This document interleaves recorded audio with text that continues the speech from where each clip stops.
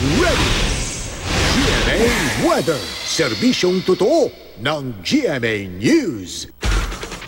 Mga kapuso, ngayong tagulan na, mapapadalas na ang paglalabas ng pag-asa ng mga tinatawag na color-coded rainfall advisory.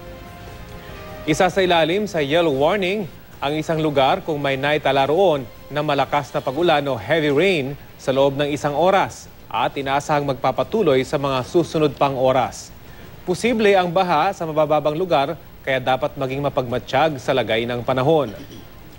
Orange warning naman kapag nakaranas ng intense rain sa nakalipas na isang oras. Pinaalerto na ang mga posibleng maapektuhang residente mula sa tiyak na pagbaha.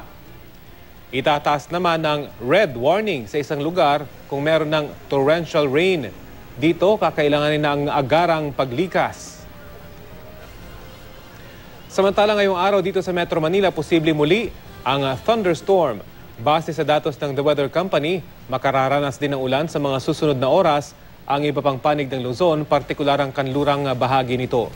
May mga thunderstorm muli sa Visayas, lalo na sa gitna at silangang bahagi. Ayon po sa Pag-asa, umiiral ngayon sa Visayas ang Intertropical Convergence Zone o ITCZ. Ang Mindanao, posibleng ulanin hanggang mamayang gabi. At yan po ang latest mula sa GMA Weather. Magplano para sigurado, I am ready. Serbisyong totoo ng GMA News.